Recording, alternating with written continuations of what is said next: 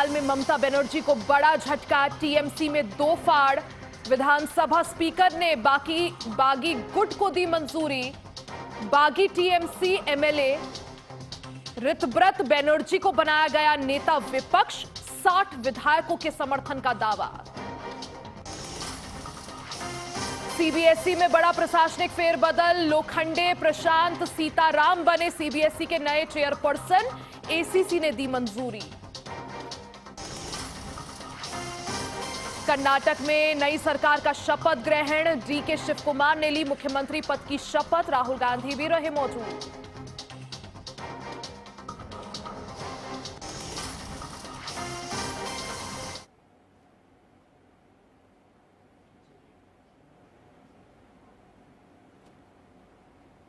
नमस्कार, स्वागत है आप सभी का। मैं हूं आप सभी के साथ रिया डंगवाल। आप देख रहे हैं एचएनएन न्यूज, जुनून सच दिखाने का। बुलेटिन की शुरुआत करेंगे हरियाणा की खबरों के साथ। हरियाणा के पूर्व मुख्यमंत्री चौधरी भजन लाल की आज 15वीं पुण्यतिथि है। इस मौके पर बिश्नोई परिवार की ओर से आदमपुर में श्रद्धांजलि कार्यक्रम रखा गया। कार्यक्रम में मुख्यमंत्री नायब सिंह सैनी भी शामिल हुए। उन्होंने समाधि स्थल की परिक्रमा की। गौरतलब है कि 24 अप्रैल को बीजेपी सांसद रेखा शर्मा ने चौधरी भजन लाल को लेकर विवादित बयान दिया था, जिसके बाद प्रदेश की राजनीति में घमासान मचा हुआ है। कुलदीप बिश्नोई के बड़े भाई और कांग्रेस विधायक चंद्रमोहन ने इस मामले में बीजेपी सरकार को घेरते हुए रेखा शर्मा को कानूनी नोटिस भी भेजा। रेखा शर्मा के बयान और पार्टी की ओर से कोई कार्रवाई नहीं होने से कुलदीप बिश्नोई की नाराजगी भी सामने आई। हालांकि बाद में रेखा शर्मा ने अपने बयान पर माफी मांग ली। इसके बाद 1 जून को मुख्यमंत्री नायब सिंह सैनी खुद दिल्ली स्थित कुलदीप बिश्नोई के आवास पर उनसे मिलने पहुंचे थे। ऐसे में मुख्यमंत्री का पुण्यतिथि कार्यक्रम में शामिल होना बीजेपी के डैमेज कंट्रोल प्रयासों से जोड़कर भी देखा जा रहा है।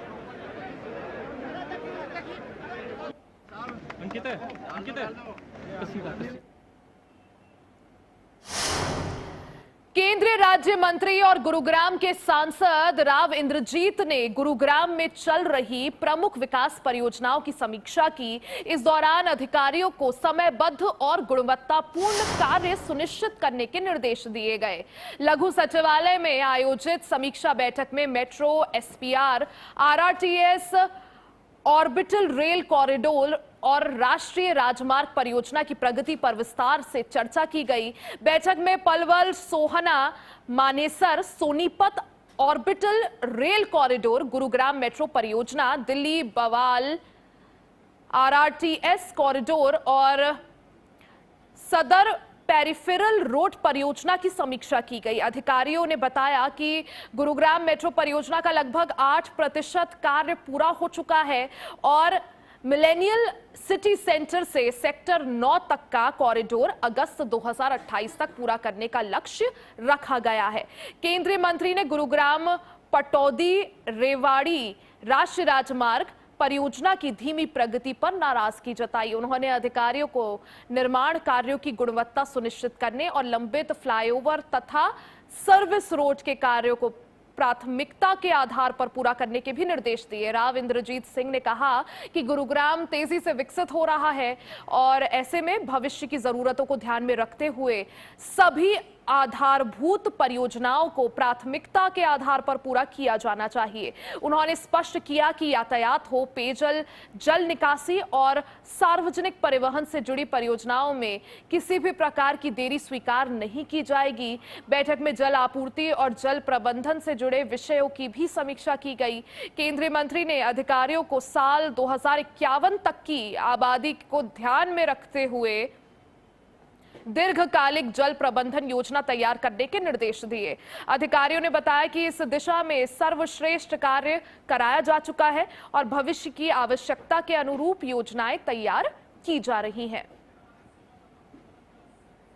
देखो, आज जीएमडीए की कहने को तो जीएमडीए की मीटिंग थी, पर हमने लार्जर डिस्कशन इंफ्रास्ट्रक्चर के प्रोजेक्ट्स का किया है। चाहे वो पानी का हो, चाहे वो सीवरेज का हो, चाहे रोड्स का हो, जितने भी इंफ्रास्ट्रक्चर के प्रोजेक्ट्स गुड़गांव के अंदर आ रहे हैं, रेवाड़ी के अंदर आ रहे एरिया के अंदर, उन सभी के ऊपर हमने आज नजर दौड़ाई है और टाइम निर्धारित करवाया है अनेक प्रोजेक्ट्स का क्या क्या समय सीमा तय हुई है और उसको हम समय समय पर रिव्यू भी करते रहेंगे, क्योंकि गुड़गांव जिस रफ्तार से बढ़ रहा है, मैं ये चाहता हूँ कि हमारी सुविधा इंफ्रास्ट्रक्चर की भी उसी हिसाब से तय हो। खबर गुरुग्राम से है, जहां गुरुग्राम से एक वीडियो सोशल मीडिया पर तेजी से वायरल हो रहा है, जिसमें एक महिला कथित तौर पर बीफ पकाने का दावा करते हुए पश्चिम बंगाल के मुख्यमंत्री शुभेंदु अधिकारी को खाने के लिए आमंत्रित करती हुई नजर आ रही है। वीडियो में महिला धार्मिक और राजनीतिक मुद्दों पर अपनी नाराजगी भी जाहिर कर रही है।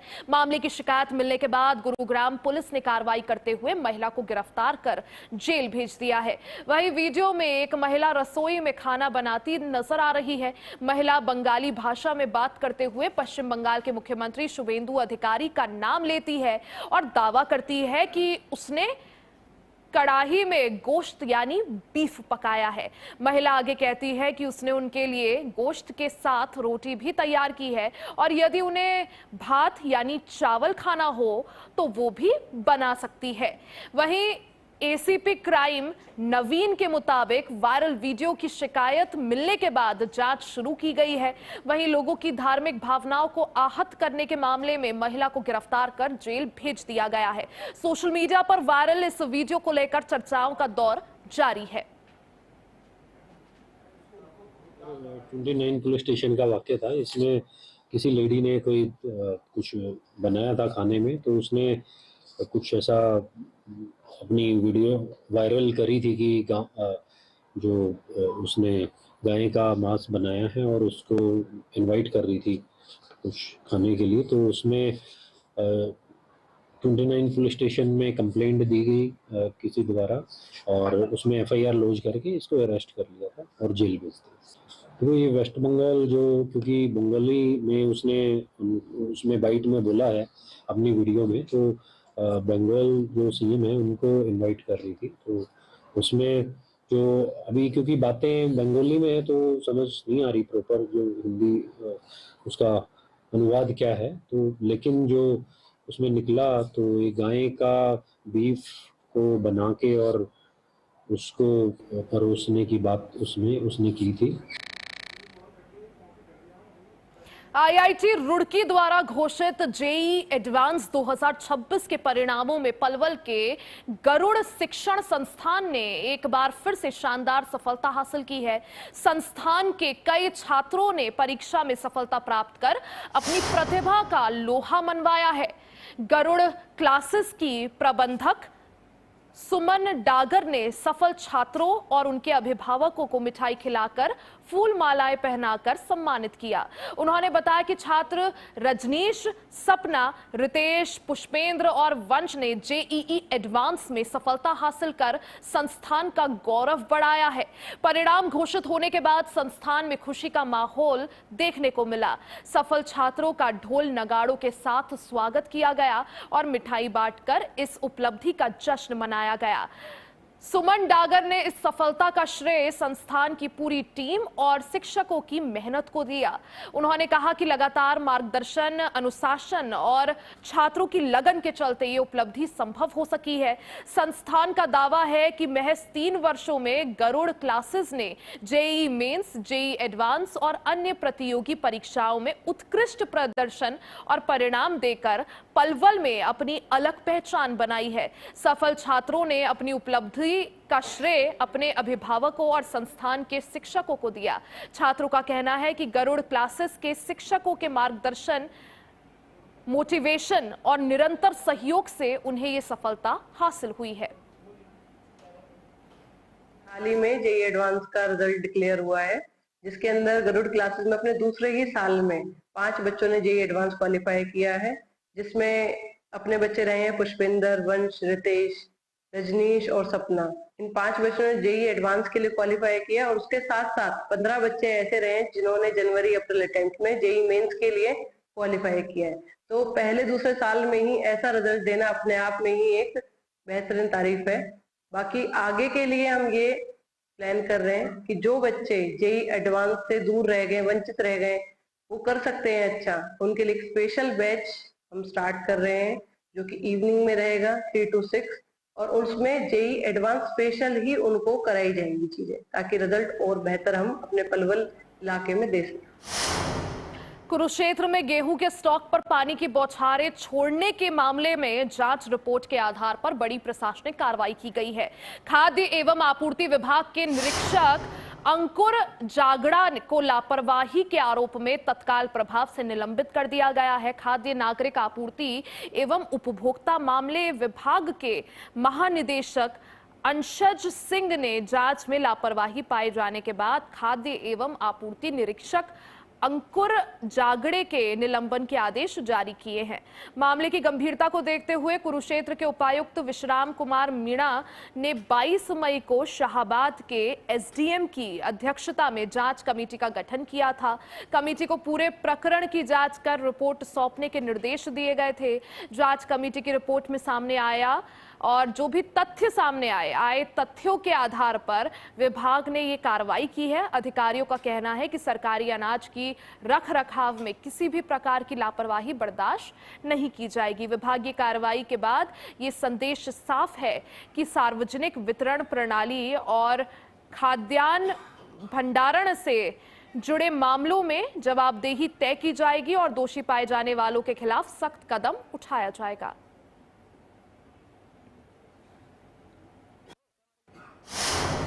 महेंद्रगढ़ नगर पालिका में आमजन को कार्यों में आ रही समस्याओं और लगातार मिल रही शिकायतों के बीच मुख्यमंत्री उड़न दस्ता की टीम ने बड़ी कार्रवाई की है। निरीक्षक सतेंद्र सिंह के नेतृत्व में मुख्यमंत्री उड़न दस्ता, रेवाड़ी गुप्तचर विभाग और ड्यूटी मजिस्ट्रेट की संयुक्त टीम ने नगर पालिका कार्यालय में औचक निरीक्षण कर छापेमारी की। निरीक्षण के दौरान नगर पालिका कार्यालय में मौजूद लिपिक रवि यादव ने बताया कि कार्यालय में कुल 17 नियमित कर्मचारी और अधिकारी और 3 कर्मचारी HKRN के तहत कार्यरत हैं। जांच के दौरान सचिव प्रशांत परासर, ME राजेश कुमार, JE नवदीप और अन्य जो क्लर्क हैं वो भी उपस्थित पाए गए। माफी चाहूंगी, कार्यालय से अनुपस्थित पाए गए। जांच में पाया गया कि गैर हाजिर अधिकारियों और कर्मचारियों की ना तो कोई स्वीकृत छुट्टी थी और ना ही कार्यालय के संबंधित रजिस्टर में कोई प्रविष्टि दर्ज की गई थी। इसके बाद टीम ने उनके खिलाफ नियमानुसार कार्रवाई के लिए मुख्यालय को रिपोर्ट भी भेजी थी। औचक निरीक्षण के दौरान टीम ने नगर पालिका कार्यालय के दस्तावेजों की भी जांच की। साथ ही नगर पालिका क्षेत्र में चल रहे विकास कार्यों को प्रगति और संबंधित रिकॉर्ड का भी निरीक्षण किया गया। बताया जा रहा है कि नगर पालिका में आमजन को कार्यों में हो रही परेशानी और लगातार मिल रही शिकायतों के बाद ये कार्रवाई की गई है। प्रशासन का कहना है कि जांच रिपोर्ट के आधार पर आगे आवश्यक कदम उठाए जाएंगे।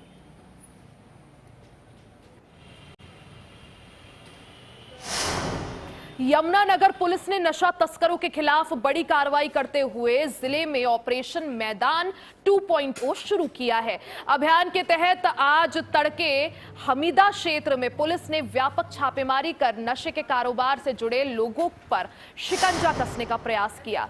इस विशेष अभियान के लिए 14 टीमों का गठन किया गया था, जिसमें 150 से ज्यादा पुलिस अधिकारी और जवान शामिल रहे।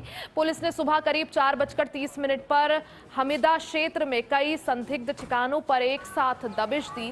कार्रवाई के दौरान नशा तस्करी से जुड़े संदिग्ध व्यक्तियों के घरों और ठिकानों की गहन जांच की गई। साथ ही पुराने मामलों में शामिल रहे लोगों के रिकॉर्ड भी खंगाले गए। अभियान में शामिल पुलिस टीमों ने क्षेत्र में सघन निगरानी करते हुए कई लोगों से पूछताछ की। पुलिस का कहना है कि नशे के नेटवर्क को जड़ से खत्म करने के लिए लगातार इस तरह की कार्रवाई की जाएगी। डीएसपी कंबलजीत सिंह ने कहा कि यमुनानगर जिले में नशा तस्करी और अवैध गतिविधियों के लिए कोई जगह नहीं छोड़ी जाएगी। ऑपरेशन मैदान 2.0 के जरिए पुलिस ने साफ संदेश दिया है कि नशे का कारोबार करने वालों के खिलाफ सख्त और निर्णायक कार्रवाई जारी रहेगी। फिलहाल पुलिस अभियान के दौरान जुटाई गई जानकारियों का विश्लेषण कर रही है। जांच के आधार पर आगे की कानूनी कार्रवाई की जाएगी। यमुनानगर पुलिस की ये कार्रवाई जिले में नशे के खिलाफ चलाई जा रहे अभियान का बड़ा कदम मानी जा रही है। हमारी हरियाणा सरकार भी जो नशे का कारोबार काफ़ी बढ़ता जा रहा है, जिससे कि हमारा जो यूथ है उससे बहुत प्रभावित है, जिसके कारण उनके परिवार, फैमिली वगैरह सभी को ये भुगतना पड़ता है।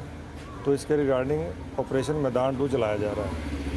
तो आज हमने अपनी 14 टीमें तैयार की, लगभग हमारे 150 के करीब मुलाजिम थे। तो जो भी आदमी हमारे यहाँ हमीदा एरिया के अंदर सस्पेक्टेड थे या जो पहले इस काम में इन्वॉल्व रहे हैं नशा तस्करी में, आज हमने उन सब के ऊपर रेड की है। गुरुग्राम से सटे अर्बन एक्सटेंशन रोड 2 हाईवे के छावला फ्लाईओवर पर एक तेज रफ्तार डीजल टैंकर अचानक अनियंत्रित होकर पलट गया। टैंकर पलटते ही उसमें भरा सैकड़ों लीटर डीजल सड़क और फ्लाईओवर के नीचे बहने लगा। घटना से हाईवे पर गुजरने वाले वाहन ड्राइवरों की सांसें अटक गई, क्योंकि सड़क पर फैले ज्वलनशील डीजल के कारण वाहनों से निकलने वाली जरा सी चिंगारी भी बड़े विस्फोट या भीषण आग का कारण बन सकती थी। हादसा उस समय हुआ जब डीजल से भरा ये टैंकर ER2 हाईवे से गुजर रहा था। हादसे के बाद पीछे आ रहे वाहन सावधानी से निकलने लगे। राहगीरों ने इसकी सूचना पुलिस कंट्रोल रूम को दी। जानकारी मिलने पर पुलिस और हाईवे पेट्रोलिंग की टीम मौके पर पहुंची और मेन कैरियज वे से वाहनों को सर्विस लेन की तरफ डाइवर्ट किया।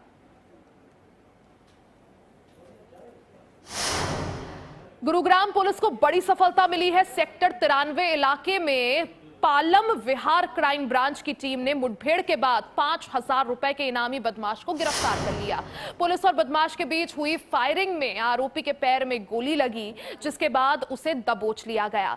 पुलिस के मुताबिक मुठभेड़ के दौरान कुल 7 राउंड फायरिंग हुई। आरोपी बदमाश ने पुलिस टीम पर 4 राउंड फायर किए, जबकि जवाबी कार्रवाई में पुलिस ने 3 राउंड फायरिंग की। इस दौरान एक गोली क्राइम ब्रांच के एक सदस्य की बुलेट प्रूफ जैकेट पर भी लगी, जिससे बड़ा हादसा टल गया। जवाबी फायरिंग में पुलिस की एक गोली आरोपी के पैर में लगी, जिसके बाद उसे घायल अवस्था में गिरफ्तार कर लिया गया।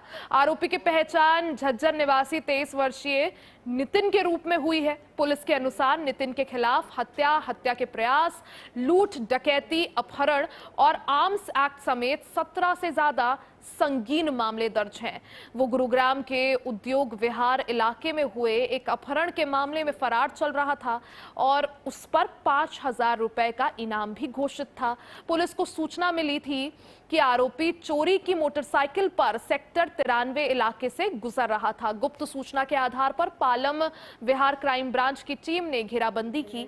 आरोपी से एक बाइक और अवैध हथियार भी बरामद किया गया। गुरुग्राम पुलिस का कहना है कि आरोपी से पूछताछ की जा रही है और उसके अन्य आपराधिक नेटवर्क की भी जांच की जा रही है। ये कार्रवाई शहर में अपराधियों के खिलाफ चलाए जा रहे अभियान की बड़ी सफलता मानी जा रही है।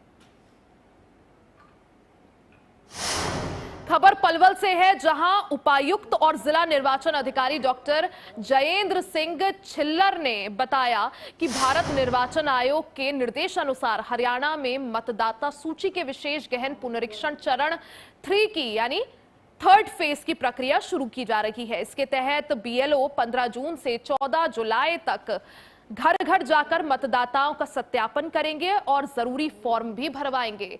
ड्राफ्ट मतदाता सूची 21 जुलाई को प्रकाशित होगी, जबकि दावे और आपत्तियां 20 अगस्त तक दर्ज कराई जा सकेंगी। अंतिम मतदाता सूची 22 सितंबर 2026 को जारी होगी। जिला प्रशासन ने कंट्रोल रूम स्थापित कर अधिकारियों की ड्यूटी लगाई है और जागरूकता और स्वीप कार्यक्रम भी आयोजित कराए जा रहे हैं। जो डायरेक्शंस हैं उसके हिसाब से एक प्रति दी जाती है सभी पार्टीज को भी। इस पूरी प्रोसेस में अलग अलग नागरिकों को, रेजिडेंट वेलफेयर एसोसिएशंस को भी जोड़ा गया है। उनसे भी अनुरोध आपके माध्यम से है कि वो ज़्यादा से ज़्यादा जागरूकता बढ़ाएं और इस संवैधानिक जो प्रोसेस है, एक बहुत इंपॉर्टेंट प्रोसेस है, special intensive revision of electoral rolls, उसमें अपना योगदान दें ताकि ये बड़ी स्मूथली और बगैर किसी परेशानी के समाप्त हो।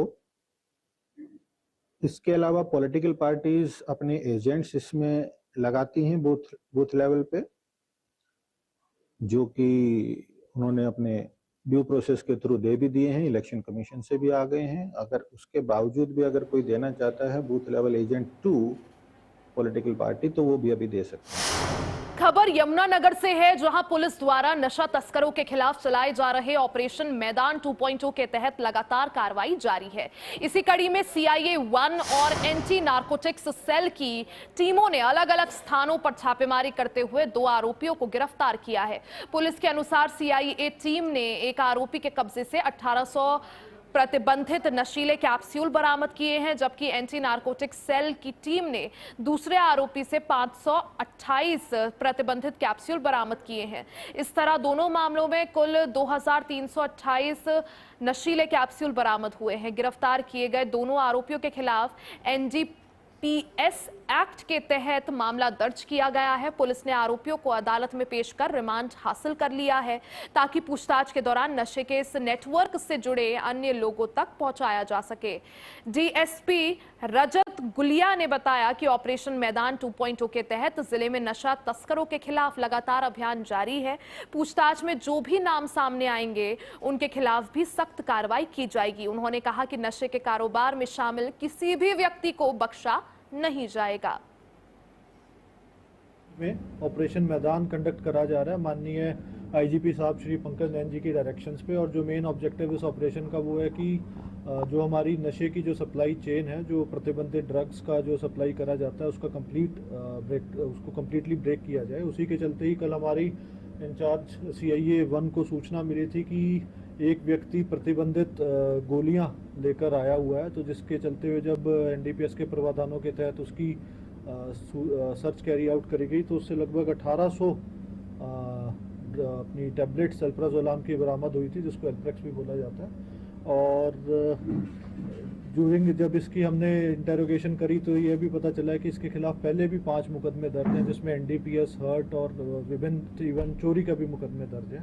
अभी इस व्यक्ति को रिमांड पे लिया गया। ये गांव संधाला का रहने वाला है और इसका नाम अजमल है। लगभग इसकी आयु 25 से 30 के बीच है।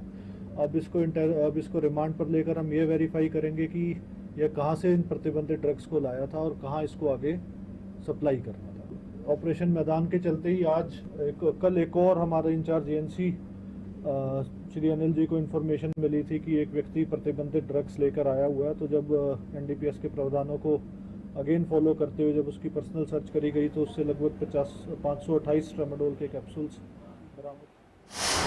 खबर गुरुग्राम से है, जहां पुलिस ने 25 लाख रुपए की लूट के मामले का खुलासा करते हुए 3 इनामी बदमाशों को गिरफ्तार किया है। आरोपियों ने एक फिनटेक कंपनी के कलेक्शन मैनेजर से हथियार के बल पर करीब 25 लाख रुपए लूट लिए थे।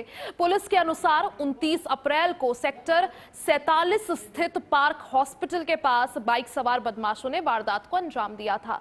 मामले की जांच अपराध शाखा सेक्टर 31 को सौंपी गई, जिसने कार्रवाई करते हुए फाजिलपुर क्षेत्र से आकिब खान उर्फ सानू, हरी नागर उर्फ पवन और संजय अनुरागी उर्फ संजू को गिरफ्तार कर लिया।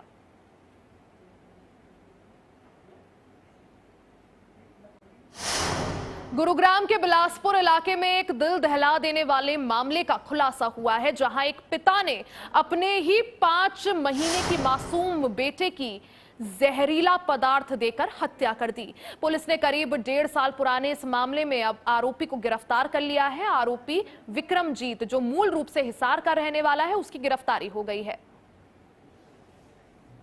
बिलासपुर पुलिस स्टेशन का मामला है। इसमें जो आरोपी को गिरफ्तार किया था, विक्रमजीत उसका नाम है, जो कि इसका रिलेशन था उस लेडी के साथ 2021 से, लेकिन 2022 में इसकी विक्रमजीत की शादी कहीं और होगी, तो उसके बाद भी इनका रिलेशन रहा।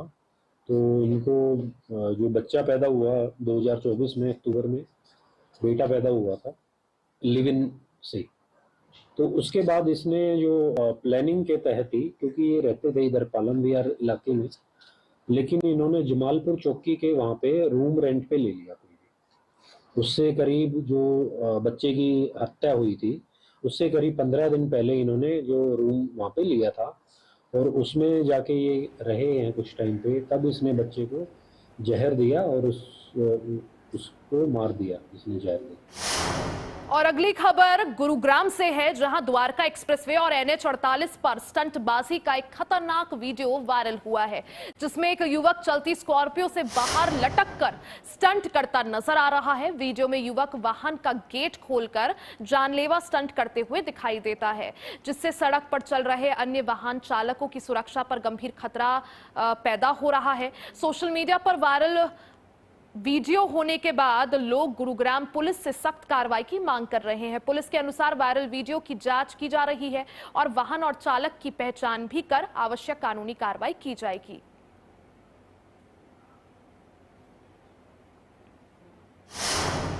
खबर हरियाणा में फिलहाल के लिए बस इतना ही। बने रहे हमारे साथ, देखते रहें HNN न्यूज।